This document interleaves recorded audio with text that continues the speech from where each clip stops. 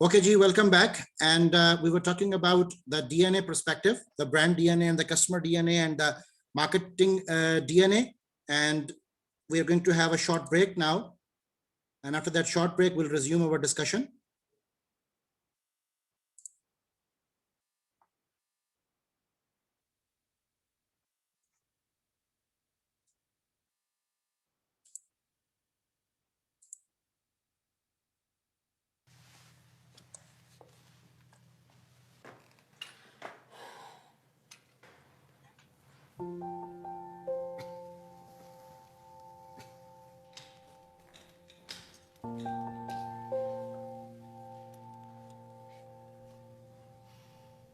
तीन दिन से कह रही हूँ इस दाल से इसका कुछ नहीं होने वाला।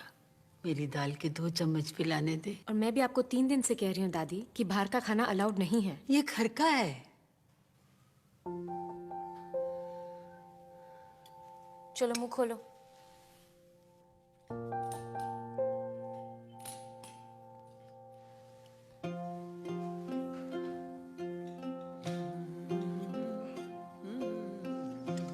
तेनू पता है पुत्र, बचपन में जब क्रिकेट खेल के भूखा प्यासा आता था ना, मेरी दाल की 6 कटोरियां पी जाता था। अच्छा?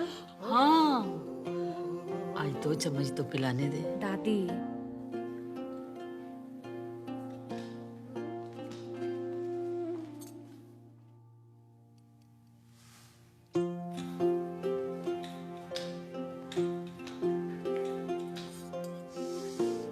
इतने दिन से कह रही हूँ मेरी दाल के 2 चम्मच पिलाने दे। ये बात तेरे पल्ले नहीं पड़ती? आपके पल्ले पड़ती है।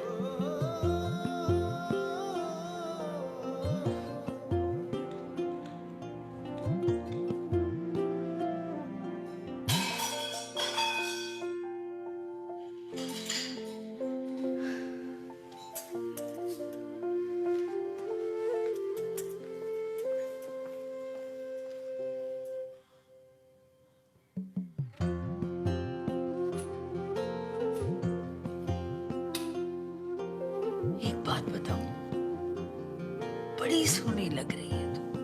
डॉक्टर को बुलाऊं? सिर्फ 2 चम्मच, प्रॉमिस। अच्छा चल, आई लव यू, बस। हद कर दी दादी, इतने दिन से समझा रही हूँ, आपको बात समझ में नहीं आती।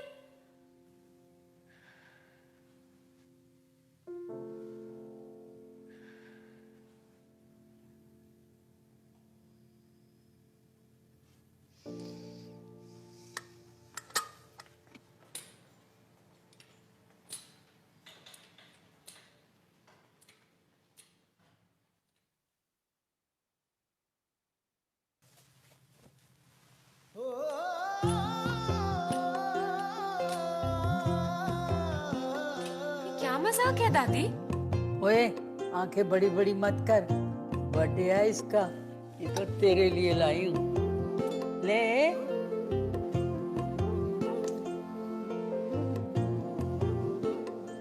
और वो? अब वो दादी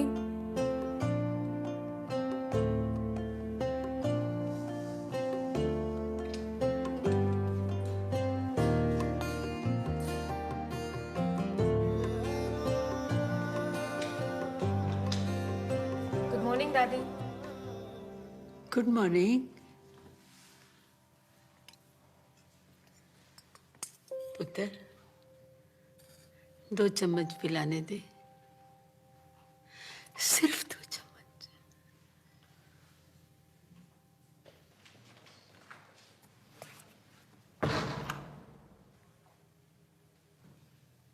पिला दो।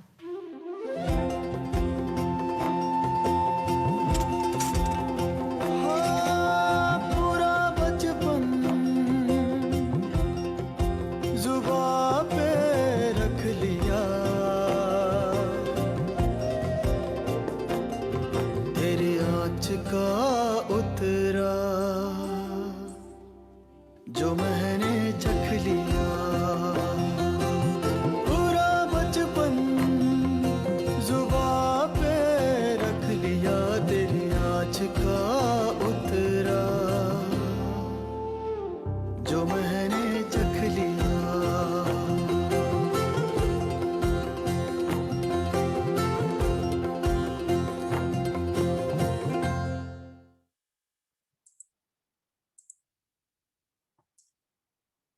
Okay, welcome back after the interval. And this was really nostalgic. This particular ad, it always gives me shivers in the spinal cord, and it's really nostalgic to come across this particular phenomena of, motherhood and the cares and the concerns, and obviously they're going to promote the marketing.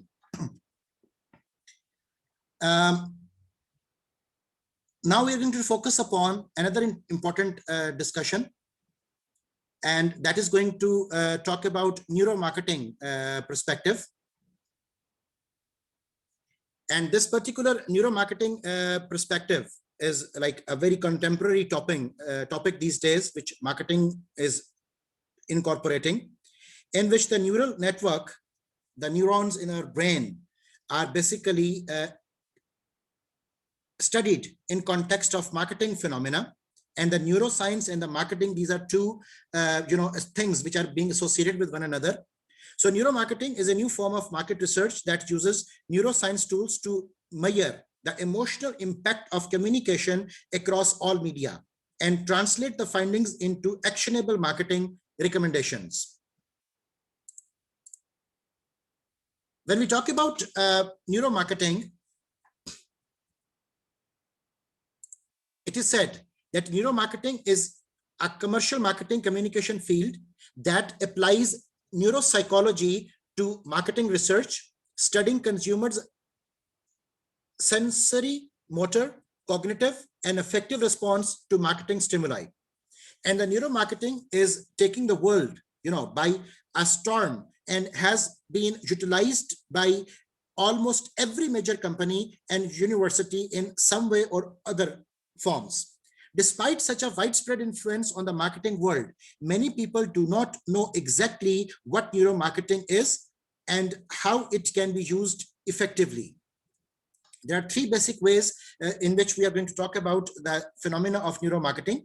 The first perspective is that what's going on in the people's brain while they are experiencing a marketing stimulus. Okay, so aapko pata hai ki there are so many aspects in the brain. One is the thinking brain, and the other is the feeling brain. And when we talk about the thinking brain, which is basically your prefrontal cortex, तो उसमें हमारे पास left hemisphere, right hemisphere, उसमें different तरह के triggers हमारे पास available हैं, कुछ inhibiting triggers हैं, कुछ मोटिवेशनल ट्रिगर्स हैं. हमें ये देखना है कि जब भी कोई कंज्यूमर किसी प्रोडक्ट एंड सर्विस के बारे में सोच रहा है या जजमेंट कर रहा है या डिसीजन मेकिंग कर रहा है, तो what is actually going on in the mind perspective. Okay, second thing जिसके ऊपर न्यूरो मार्केटिंग अपनी रिसर्च को बेस बनाती है, that is that how brain react to marketing stimuli presented in different stimulus or and situations, contexts and designs. Okay, अभी जिस तरह हम different ads को देख रहे हैं, तो obviously उन different ads में हर किसी के लिए एक different perspective होगा, हर किसी के लिए डिफरेंट यादें होंगी, हर किसी के लिए different association with the product and service होगी, हर किसी के लिए एक डिफरेंट इंटरप्रिटेशन होगी उस पर्टिकुलर एड, उस फिनोमेना के अंदर कि आया दैट इज एथिकल और unethical, either that is applicable और not applicable, either that is superfluous, superficial और लाइक आपके आउट ऑफ द कॉन्टेक्स्ट वो बात हो रही है. सो आपको बेसिकली ये देखना है कि आपका mind different external marketing stimuli को किस तरीके से रिस्पॉन्ड करता है. The third thing we need to focus upon is how brains translate those reactions into consumer decisions and behaviors. Okay, फिर अब फाइनली उस पूरे स्टिमुलस से गुजरने के बाद कंज्यूमर फैसला जब कर रहा होगा, तो उस फैसला करने में कौन कौन से एस्पेक्ट्स हैं जो कि शामिल हाल होंगे when the person is thinking about fulfilling his or her needs, desires, need and wants. Okay, अब न्यूरो मार्केटिंग के कॉन्टेक्स्ट में हमारे पास डिफरेंट एस्पेक्ट्स में वो डिस्कशन चलती है to calculate the brain stimulus and neuro perspectives, जिसमें कि अगर हम ब्रेन के डिफरेंट एरियाज को देखें, उसमें हमारे पास प्रीफ्रंटल कॉर्टेक्स है, उसमें हमारे पास एमिग्डाला है, उसमें हमारे पास सेरिबेलम है. सो हर एक जो ब्रेन पोर्शन है that is actually responsible for certain types of data processing. ठीक है, अब हमारे एमिग्डाला में इमोटिव ब्रांड मैसेजेस ट्रिगर का सोर्स बन रहे हैं, हमारे टेम्पोरल लोब में ब्रांड लॉयल्टी इज रिजाइडिंग, हमारे सेरिबेलम में coordinate movement and ordering online के जो एस्पेक्ट्स हैं दे आर बीइंग फ्लोरिश्ड। अगर हम पार्शियल लोब की बात करें तो उसमें interpretation of advertising, copy and graphics, इन चीजों को विजुअलाइज किया जा रहा है। अगर हम पोस्टीरियर कॉर्टेक्स की बात करें तो उसमें परसीव्ड ब्रांड वैल्यूज की डिस्कशन मौजूद है। अगर हम लाइक डिफरेंट अदर और एस्पेक्ट्स की, जैसे कि हमारी जो फ्रंटल एस्पेक्ट है that is basically brand choice के मोटिव्स को वो डील कर रहे हैं। सो ब्रेन साइंस को बेसिकली यूज करके ये बात विजुअलाइज की गई कि आप इस तरीके की एडवर्टीजमेंट्स डिजाइन करो जो कि आपके प्रोडक्ट एंड सर्विस को कस्टमर के माइंड में राइट प्लेसमेंट वो दे सकें। Okay, so there are certain principles that basically make sense. For example, fiction can be a good thing.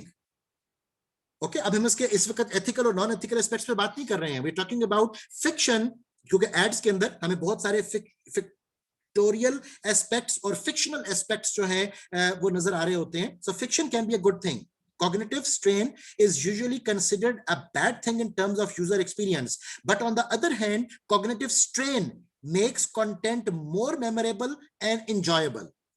ठीक है, एक ऐड को देखने के बाद आपके अंदर जो नॉस्टैल्जिक फीलिंग्स आ रही हैं या आपके जो उसके साथ एक एसोसिएशन डेवलप हो रही है, आपके अंदर जो एक एड्रेनलिन सिक्रीशंस हो रही हैं जिसमें कि you are feeling like attached and associated and affiliated with the character and the sound and the jingle and the perspective, तो ये सब चीजें are actually putting up their part.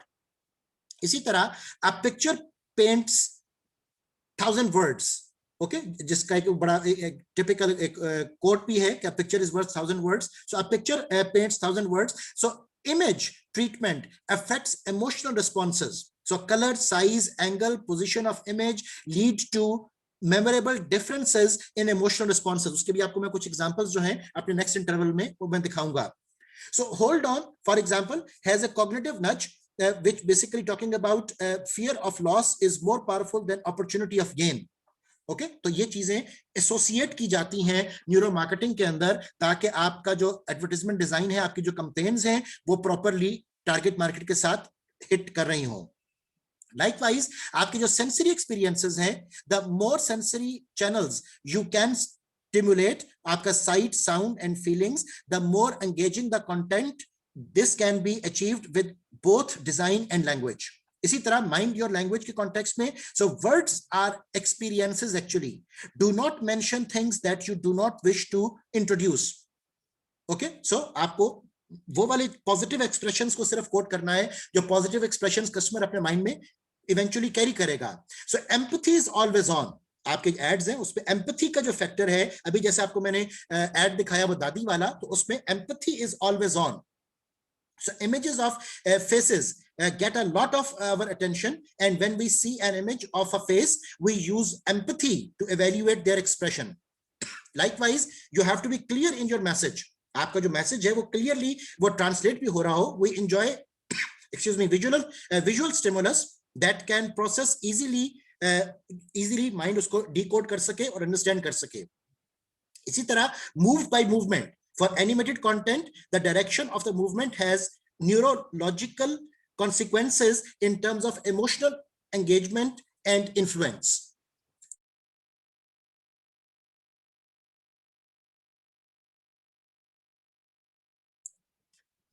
So neuroscience ने हमें इस बात में बहुत ज्यादा हेल्प किया कि किस तरीके से हम ब्रांड्स की एसोसिएशन माइंड सिग्नल्स के साथ लिंक अप वो कर सकते हैं।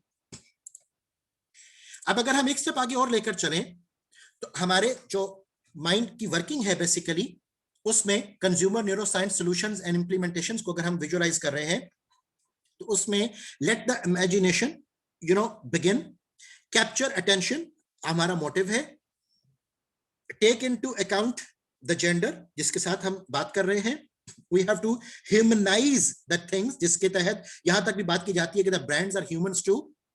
Don't forget the good mood. Packaging is essential. Bets on simple and understandable phenomena and use of organic forms. ये तमाम वो चीजें हैं जिनकी एसोसिएशन से हम अपनी प्रोडक्ट्स एंड सर्विसेज को ज्यादा ह्यूमनाइज वो कर सकते हैं। इसी तरह जब हम बात करते हैं 5 सेंसेस की, sense of touch, smell, taste and sight, जब हम इस तरह 5 सेंसेस की बात कर रहे हैं, 5 गेट्स ऑफ नॉलेज की बात कर रहे हैं, तो आपका न्यूरो मार्केटिंग का जो पर्सपेक्टिव है वो इस बात को इंश्योर करवाता है कि enrichment of marketing by consumer neuroscience interdisciplinary relationships के कॉन्टेक्स्ट में वो फूड को फॉर एग्जांपल अगर हमने मार्केट करवाना है तो व्हाट वी हैव टू सी कि consumer neuroscience incorporates into product and price and promotion, visual merchandising and neuroscience incorporated into place, virtual and augmented reality and all customer facing technologies incorporated into promotion, and sensory and aroma analysis and marketing incorporated into product and promotion.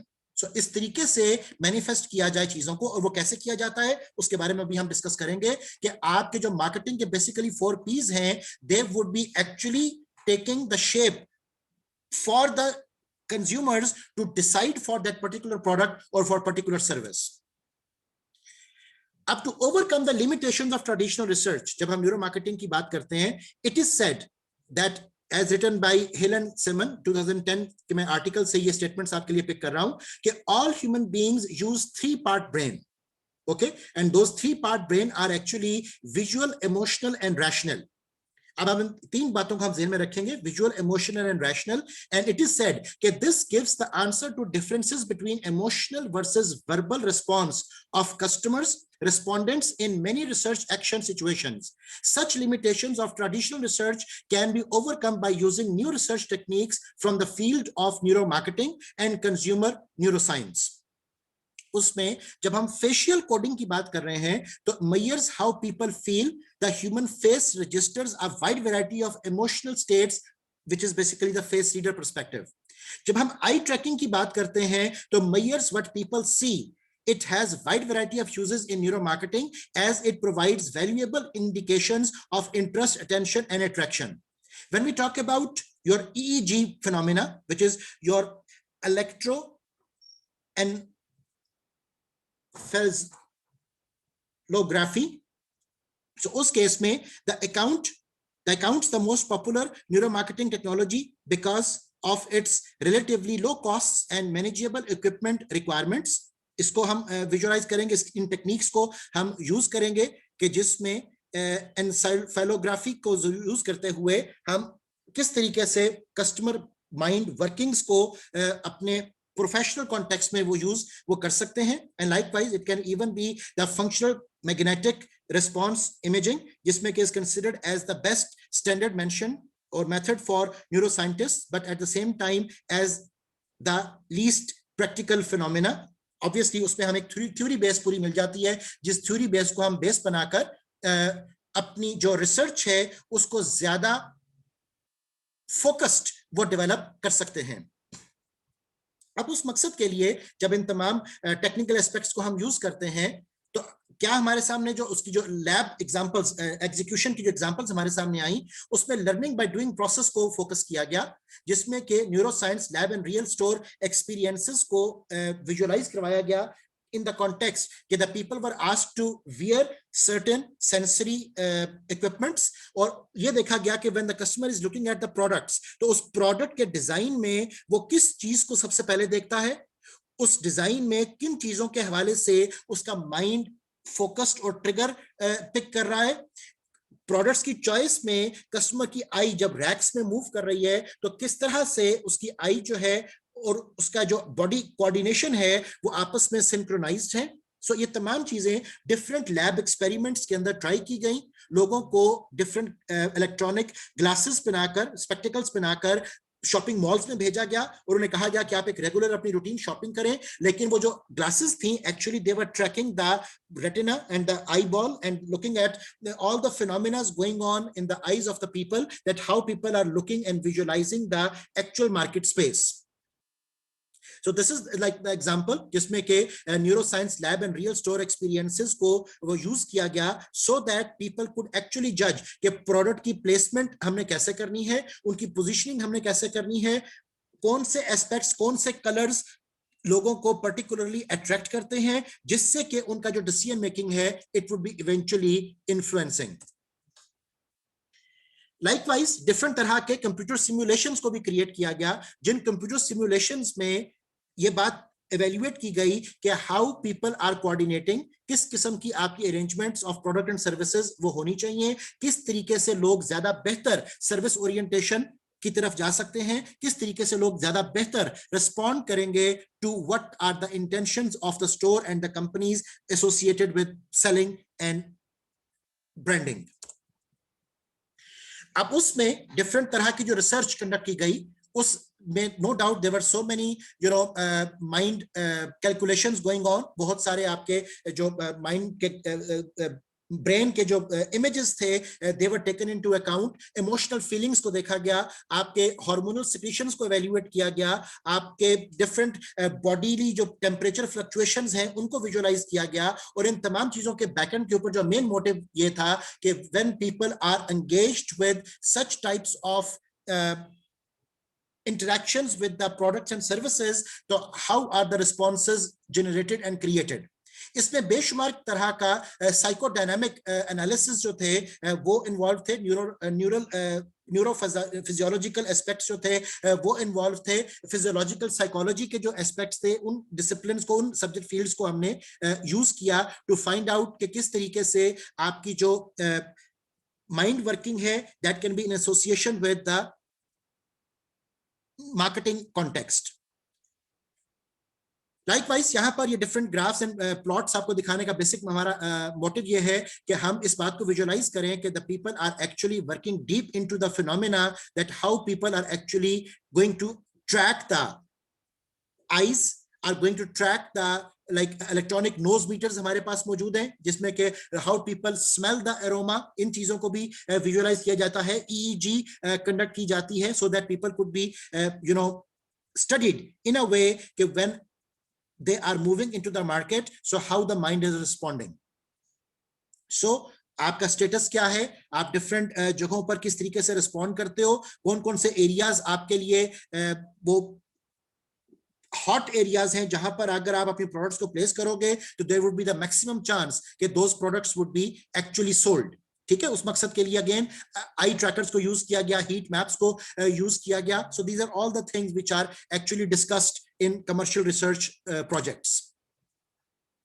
अब इन तमाम को अगर हम कुछ conclude करने की कोशिश करें, जो कि बहुत ज्यादा टेक्निकल एस्पेक्ट्स है, नो डाउट इन दैट, उसमें एरोमा मार्केटिंग हमारे पास एक फील्ड आती है, न्यू टेक्नोलॉजी इसमें कि EEG, face reader, eye tracker, इनको यूज किया गया, पैनल ऑब्जर्वेशन सर्वेस कंडक्ट किए गए, synergic effect of sensory studies, marketing and neuroscience, इन तरीकों को यूज किया गया, deeper insight into consumer hidden emotions, उनको देखा गया कि एक्चुअली वो डेमोन्स्ट्रेट क्या कर रहे हैं और एक्चुअली वो फील क्या कर रहे हैं, अपॉर्चुनिटीज फॉर बिजनेस स्टडीज, जिसमें कि एकेडमिक एंड कमर्शियल रिसर्च के लिए बहुत सारा जो एरिया था जो अभी एक्सप्लोर होना बाकी है, उसके लिए गुंजाइश हमारे पास बची। इसी के साथ साथ ऑगमेंटेड रियलिटी के कॉन्सेप्ट्स, एक्चुअल रियलिटी की मैनिफेस्टेशन, और इफेक्टिव मार्केटिंग रिसर्च और इफेक्टिव मार्केटिंग एक्शंस हम कैसे ले सकते हैं, इन तमाम चीजों के अंदर बेशुमार वर्क अभी होने की जरूरत बाकी भी है और बहुत सारा डाटा हमारे पास इकट्ठा हो भी चुका है। अब आपसे कुछ मैं डिटेल डिस्कस कर लेता हूं इन रादर रिलेटिवली सिंपल एक्सप्रेशंस कि इन चीजों को मटेरियलाइज किया कैसे गया।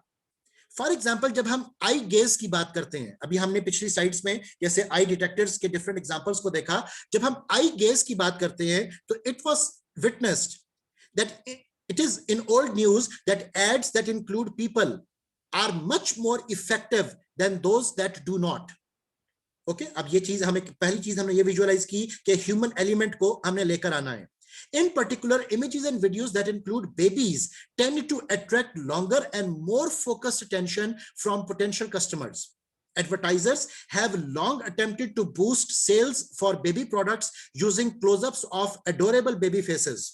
Okay, ये चीज बड़ी मटेरियलाइज की गई और बेशुमार प्रोडक्ट्स एंड सर्विसेज के अंदर आप देखते हो कि the element of the human and the element of the baby is specifically highlighted. So with the help of eye tracking technology, they have identified that this is alone is not actually enough.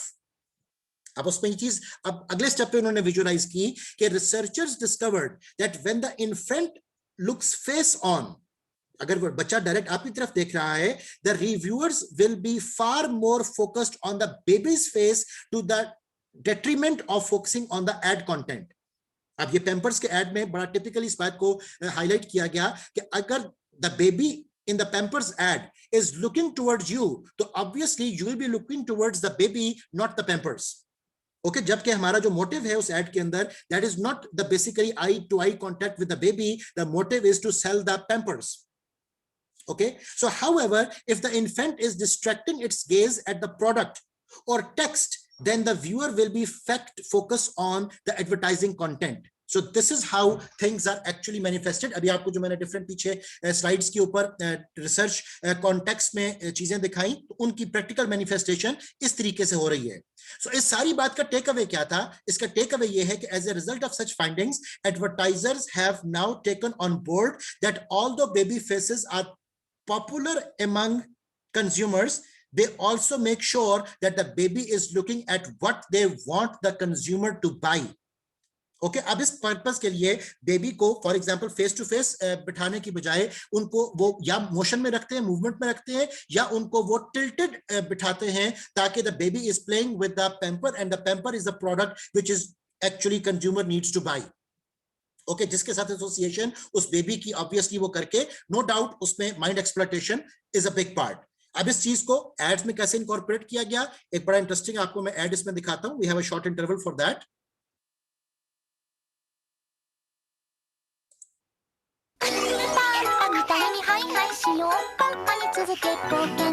ハイハイは赤ちゃんの体と脳の発達を促します。だからいっぱいハイハイさせてあげたいですね。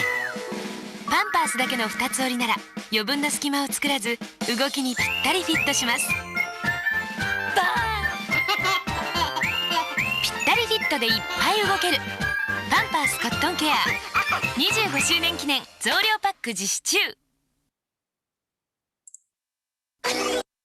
No doubt it was a ad in Japanese language, but still I think we have got the idea, or even we are unable to understand the language, still we are focused कि actually वो चीज वो क्या है और किसके ऊपर emphasis किया जा रहा है. So marketers इन तमाम चीजों को ज़हन में रखते हैं. Likewise, using effective packaging की अगर हम बात करें तो न्यूरो मार्केटिंग के अंदर it is said that we all know the feeling of being drawn to particularly striking or attractive packaging. Okay, so advertisers have always known that it's not always what's inside that counts. जो चीज actually आप purchase करते हो, आप तो packaging purchase करते हो ना, प्रोडक्ट के साथ डायरेक्ट इंटरेक्शन तो आपका बाद में होगा. सो you have to be very much vigilant about it and careful about it.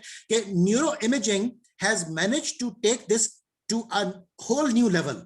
Brands such as Campbell's and Frito-Lay have used neuro imaging to re-image their packaging. In studies, customers were shown packaging with their responses recorded as positive, negative, or neutral. In addition, they were interviewed extensively in relation to color, text, and imagery. Okay, तो आपका font, आपका colour, आपका style, आपका नाम कहां पर place करना है, उस प्रोडक्ट की टाइप कहां पर प्लेस करनी है, ये एक एक चीज it has to be carefully designed. So this research revealed that consumers had a negative response to shiny packaging, but didn't show a negative response to packaging when it was made. Okay, so made finished products. So Frito-Lay then went on to scrap the shiny packaging and move on with new matte look, outlooks. Okay, so takeaways में basically क्या था कि neuro marketing techniques are being employed extensively to redesign the packaging and the presentation. The third phenomena is basically talking about the color. Okay, so purely अगर हम color के हवाले से बात करते हैं, so when selecting colors, bear in mind that you may be influencing how potential customers feel. Okay, so colors can evoke a wide range of emotions, with studies consistently showing a link between certain colors and certain emotions. इन चीजों को बहुत technically visualize किया गया. So utilizing a color effectively can be a powerful marketing tool. One of the most infamous example is Coca-Cola's, जो red color में वो अपना नाम वो लिखते हैं, and it has always been kept the same. The font and the style has always been kept the same. Okay, so but there are many more companies who have also used color to great effect. Neuromarketing experts specializing in color and advertising have divided colors into subgroups as a guide to how they may be used effectively. इसी तरह जैसे cool blues, for example, are the go to color if you wish to attract professionals. Okay, so blue and the professionals, ये दो चीजें typically आपस में वो associated हैं. अब इस main color is the key के अंदर हमारा main takeaway क्या था? Make sure to familiarize yourself with the how colors may be used to influence the purchasing behavior. If we talk about the ad efficiency, it was said that for many years, brain imaging was purely the reverse for the academic or the scientific perspectives. So neuromarketing, however, has tapped into incredible potential of MRI imaging to grant us insights into human behavior and consumer habits. Okay, तो MRI scans जो थे उनको basically functional MRI scans को use किया गया to find out कि customer के responses, consumer के responses वो किस तरीके से generate होते हैं when they are exposed to certain ads. So one example of how neuromarketing has made use of fMRI is to compare advertising campaigns before releasing them to the general public. Okay, in one particular study, अब उसकी मैं आपको detail आपके साथ share कर रहा हूं. In one particular study, 3 different ads for the National Cancer Institute's telephone hotline were viewed by participants. The ad campaign that elicited the highest amount of brain activity in a particular region led to significantly higher calls to the hotline.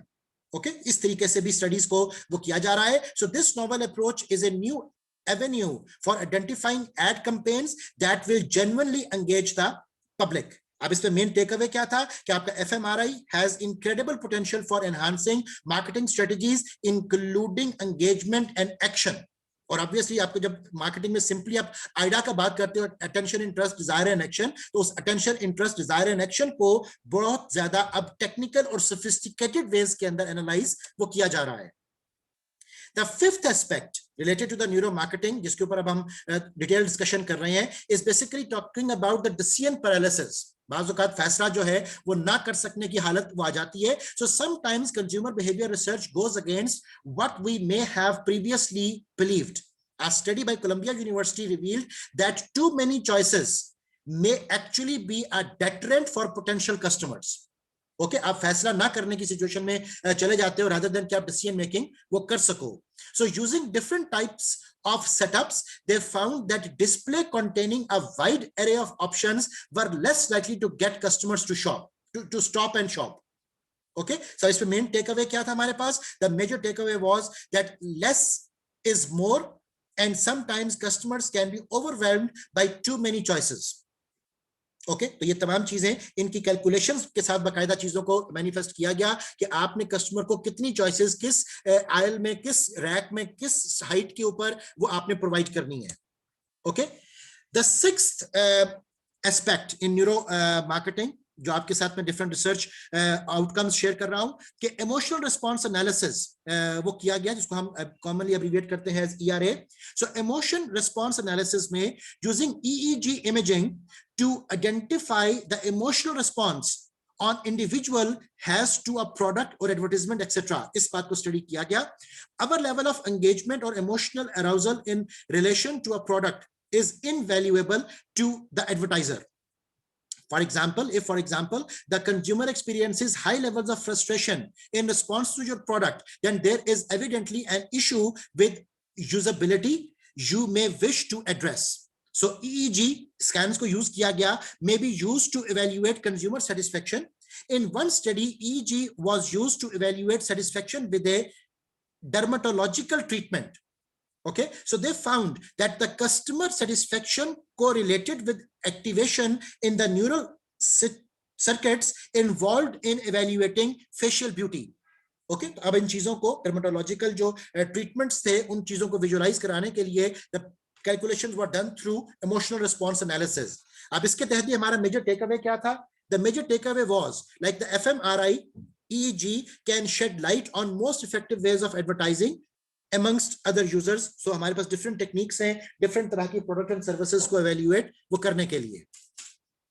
The seventh main idea जो आपसे मैं share करना चाहता हूँ in terms of neural marketing is basically talking about loss aversion. And in this loss aversion category, it is said that one interesting finding utilized by neuromarketing is that people really don't want to lose out. Okay, people are just as worried about what they might lose as what they might gain. For this reason, buy before it's gone. अब ये slogan आप कई जगहों पर देखते हो, limited time offer, buy before it's gone. तो आपको सेंस ऑफ लॉस देकर एक्चुअली वो ट्रिगर क्या करवा रहे हैं कि आप में सेंस ऑफ अर्जेंसी वो आए, और उस सेंस ऑफ अर्जेंसी से you should immediately B buying. So that is basically what we call neuromarketing. Buy before it's gone.